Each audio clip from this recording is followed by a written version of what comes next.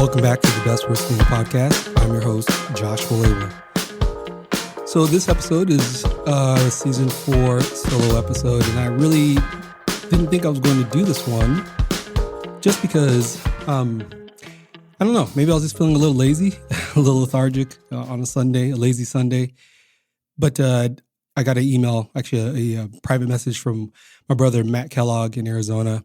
He sent me a really cool clip about these dads, I think in Shreveport, Louisiana, who stepped up and really got together and helped curb some violence that was happening amongst teenagers in this high school. And just seeing those men together laughing, cracking jokes, and really taking care of their youth got me motivated. So I'm on the mic today. Hopefully this one works out. And hopefully somebody gets something from me as I tend to just blather on about ideas. Anyway, thanks for listening for sure. I appreciate all the folks who've stuck with this over the last 4 seasons. We might get another episode or 2 in this season, and then we'll take a break and start working towards season 5. So the plan is just to keep doing this podcast. The plan is just to, as long as people want to tell their stories about resilience and success and whatever else, and as long as y'all keep listening, I'll keep making this regardless. Few updates before I jump into this episode here. I started a new job recently. I'm still at Washington University. I'm now the assistant dean for student affairs, which is really exciting. It's taken me quite a while to get back to this type of role, but I'm so grateful to be able to help with my teams. I work with a bunch of leaders whose jobs are just to support student success outside of the classroom. And so there's been a lot of generous people who've helped me get this opportunity. And so I really appreciate you all, and I'm super excited about that. I'm also a doctor, y'all. Yeah, I got my PhD. For those of you who know me personally, I know that already, that I finished my PhD in December of 2020. And so that's super exciting as well. So all the goals and everything that I'm putting out there is coming true, including this podcast. I'm super excited about all that and very grateful. All right, so what's on my mind? I don't know. This has been on my mind for several weeks as I was thinking about a solo episode for season 4. And I looked down at my arm and I have one of the first tattoos I received says Kuha, the words Kuha. It's Rutoro, my mom's language. It means to give. And I remember I asked her that when I was younger, probably my late 20s, early 30s. And she gave me the word, and I got it tattooed on my arm, which I'm sure she wasn't really too happy about. I think she's probably given in with all of us, all of her kids who have tattoos. But I got that tattoo because for some reason I got it on my forearm, and I wanted it to be a personal reminder of what I'm here to do is to give. And so it's just really an important piece of what I do and what I'm about, and what a lot of people who I care about and I respect are about, is the idea of giving. But that's not the idea that really kind of stuck with my mind. That prompted me to think about times in my life where people were really generous to me. And interestingly, I think this episode is going to air right around the turn into November, that time of thanks here in America, Thanksgiving, where we're showing gratitude. So there's definitely a lot of gratitude in this episode, but really I want to talk about this idea of giving, and more specifically, relief, this idea of giving relief, which has been something that I've been leaning on probably the last 7-8 years. People in my life who've given to me, I think the biggest person, of course, being my mom. My brother Joseph shared perfectly the idea of who she is, and as far as, her working, multiple jobs and being a single mom and us not having a dad around. And one of the biggest sacrifices that somebody could give is their time in their life. And my mom gave both of those for her kids, all 5 of us. And I'll forever be grateful for her. But she wasn't alone in this effort. There were people like Deb and Ken Kellogg who let me stay with them to finish my high school and transfer to that school that I talked about in the past. And, the biggest hearts over there, Matt, who shared his parents with me, and also with all the girls as well. And with Taryn, Courtney, of course, and Kendra, just generous people. And so, that allowed for me to get a really good high school education and eventually go on to get more education and get a career. But there are other people who've given to me. And the one thing I always think about that's in common with all of them is that giving gives you a chance to provide some relief for people. And I don't know if you've ever, let me give you an example of this. We all go through some difficulties and struggles, and sometimes we don't even know it. Years ago, I was dating somebody, and we went to Kansas City, and part of that trip, she wanted to get a pedicure. Now, I had never had anybody touch my feet, was not really interested in that, and was a little uncomfortable with the idea. But what you do for love, it is what it is. And I remember sitting on that chair, and this person started to rub my calves and my shins and my feet while giving me this pedicure. And it was so good. So, I recommend that for all the people out there who are uncomfortable getting pedicures. Go get your feet done. It's really nice. It's the last one I had. I probably should do it sometime here. But what I thought in the moment was I didn't realize my feet were in pain until she provided relief by giving me that pedicure. And so sometimes you don't even know. People don't even know that they're struggling. And you doing something kind or something of service for people can provide some unexpected relief. But more so, there's people who do this intentionally. And I'm going to reflect on the last, I would say, 6 years of my life, because I talked about some stuff that happened earlier, some other struggles in my life. But, those struggles weren't the end. And when I turned 40, I quit a job at a nonprofit, and I really was on my own. And during that time, I couldn't afford to pay my rent. My landlord was super gracious and allowed for me to exit without penalty after getting behind quite a bit. And I remember a bunch of my friends showed up, Giancarlo, Maria, Ryan, Francesca, Charles, some other folks just showed up to help me move my stuff. I had a plan. I had a truck. I was going to load all my stuff and move it into storage. But what they didn't know was that I didn't have a plan of a place to live myself. So I remember my son was there as well. Harold was there. And I remember us packing the truck, taking loads and loads and loads of stuff out of my 3-bedroom apartment in Clayton. And, I just remember just their generosity of their time. So as they're loading up boxes and boxes of stuff into this truck that I was getting ready to take to a storage bin, I remember Ryan and Francesca kind of talking off to the side, and Ryan asking me, like, where are you going to put all your stuff? What are you doing with all your stuff? I know you're moving out. And I said, oh, yeah, I'm going to just put it in a storage unit. And he asked me if I got the storage unit, I think, and I said, no, I hadn't. And he said, well, Francesca and I were talking, and we have that huge basement, and we have nothing in there. Why don't you just drop all your stuff in our basement? You can just do that for free. We have a bunch of space. We'll give you a corner. You don't have that much stuff. Just put all your stuff in our basement. Which was, my stuff stayed there way too long, but it was really kind of them to do that. And so I was like, oh, thank you so much. Yeah, let's do that. I really appreciate it. And then Ryan looked at me and gave me this look. And then the next question came, where are you staying? And I kind of hesitated because I didn't know. I think I had enough money maybe to get a hotel for like a night or two. And then my plan was, by the way, I was jobless at this time. I didn't have a job. Didn't have any money coming in. And I think my plan was I was going to sleep in my car. And so Ryan was like, look, man, we have an extra bedroom as well. Why don't you just come stay with us until you figure it out? And I remember just thinking, really?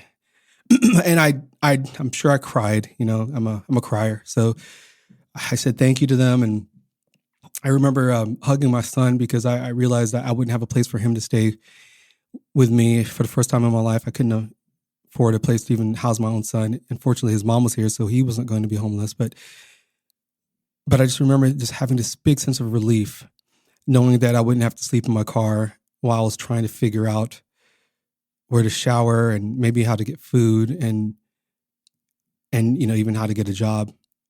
And this is only 6 years ago. This is when I was 40 in 2015. And so Ryan and Francesca, thank you so much. You all provided such generosity and kindness, and you continue to do that as friends, including all the work you've done for this podcast to get me up and going. But that moment of relief just meant the world to me. And I'm sure you know, but I don't know if I can express to you how much it meant in such a difficult time. And so the wild thing about this is, 6 years ago, that's only 6 years. For some of you, that sounds like a long time, but it really isn't when you're my age. And, fast forward, I moved forward and, I was able to get a job and stabilize and, get a roommate and eventually get my own place. And through, series of, progression and maybe some difficulties, I'm at this place now where I feel pretty stabilized and I'm very grateful for everything that's happened. But, friends who showed up to help me move, people like Ryan and Francesca who helped me let me stay at their place, provided significant relief. And that generosity, that spirit of, there's somebody who's in need. And despite the inconvenience of having an extra dude in the house, dirtying up sheets and having a roommate, a long stay guest, that they were so generous. And then after staying with them for a while, I ended up staying with Deb Berryman for a little bit. My frat brother, Mike Bynum, his mom, she's my sorority sister. She let me stay in her finished basement for a little while until I was able to get on my feet. Again, more generosity, people who were really kind. Deb gave me a different kind of generosity. She gave me the generosity of honesty. As I was getting comfortable after several months in her basement, she sat me down she texted me and said, "Why don't you come up for dinner?" I made dinner. So I came upstairs and she said, "Okay, so we need a plan here. When are you moving out?" When are you moving out? And, you're going to have to pay me also to stay here. So how much can you afford to pay? And so I just started a new job and was really trying to catch up on some things that I owed. And so we came up with a dollar amount and we came up with a definite date. And months went by and then that definite date started coming closer. I think it was I don't remember when it was. Maybe it was October or something. Maybe it was later than that. But maybe later, but Deb eventually said to me, "Okay, so Josh, that time's around the corner. So when are you moving out?" And so her directness and honesty was a big gift because it allowed for me it pushed me to scramble. Because sometimes you need that. Sometimes I needed that push. And so I ended up calling a friend who instantly was like, "Yes, I'm looking for a roommate," Charles Stanford. And so him and I ended up staying with each other. And that was a wild adventure. And we stayed with each other for about a year or so. But what I really appreciate was Deb's generosity again, someone who's providing relief, and so I think about where I'm at now and I look back, and if I really, really want to push this, looking back as far as generosity, it really makes me think of one story in particular. So this was back in 2013. And I talked about this in my other episode, the first solo one, where I left the job and was really, and if I've repeated the story, I apologize for those who've heard it, but I had quit my job and I was the two times in my adult life where I quit a job without a job, which always had devastating impact. This is the time where I was really coming off of some serious self-abuse and other things. And I might have still been in the middle of it. And I remember I got to the point where I was running out of money and I didn't have enough money for food for my place. My son was going to be staying with me and he was, young at that time. And I knew that, I could probably go without, but I couldn't not feed my son. And so I got desperate. And so I was trying to figure out how I was going to find food, and my son was due to be at my place within a couple of days, and I had a couple of days to try to figure out. I was looking for maybe some odd jobs on Craigslist to maybe mow some lawns or do something like that, but nothing was coming to fruition, and so I decided to start looking in a different direction. So I started on my phone Googling food shelters. And so, I mentioned I never I've donated food and volunteered at food shelters, but I've never thought that I would see myself again as an adult in such a situation where I would need a food shelter. But yeah, I have a lot of empathy for folks who rely on these major gifts that major communities hand out because I was that person. And it was not only me, it was me just terrified about the idea of not being able to feed my son. And so I decided to find this one food shelter. I think it was at a church somewhere, probably in like South City or in Central West End here in St. Louis. And I showed up to the food shelter, and actually I called ahead of time first because I was having a hard time finding ones that were open. And this one I called and they said, yeah, we're open a little bit longer. Well, we'll hold ourselves open if you come right now. So I got my car and, found my way to this food shelter, which I'd never been to, probably never even seen the building before. And I knock on this side door, and this little black man answered the door. And I think I did talk about this before, but he opened the door and let me in and grabbed 2 pre-packaged kind of grocery size plastic bags with some basic food on them, some cans and some basic things, but probably not enough for even to get me through the entire weekend, let alone me and my son. And as he handed them to me, he could see how distraught I was. And then he just stared at me and he said, hold on one second. And he went back and he got loaded up a bunch of big bags of food and brought them to me. And I remembered, walking outside with a guy, and I remember I just, again, I'm a crier. I just started crying, and the tears, the guy said, you know what that is? That's okay. And he hugged me. And I remember he hugged me, and he said, that's just relief right there. That's just a lot of relief. That's all. It's okay to cry. And I remember thinking, what an amazing feeling of just, I had all kinds of feelings: sadness, embarrassment, shame. But he was right. I had this big sense of relief, this physical sigh that I would be able to feed my son for the time that he would be with me, and then I could figure out next steps. We had a longer conversation about a lot of different things. He sat there with me for a while. Actually, he prayed with me, and then he told me about his story and his daughter, he was proud of, who was in college, and just the more he talked, the more I kind of calmed down and settled and was very grateful. And that sadness, embarrassment, and relief turned to gratitude. And I was able to go home and make do and kind of figure things out from there. But the interesting thing about that really stands out with me today is that feeling of relief that he gave me is something that I have been trying to provide for people since then. In little and big ways, providing relief to people by giving of time, of an ear, listening ear, giving them money sometimes, or just friendship, whatever it is, even in just the work that I do professionally, supporting the leaders and supporting the students that I work with.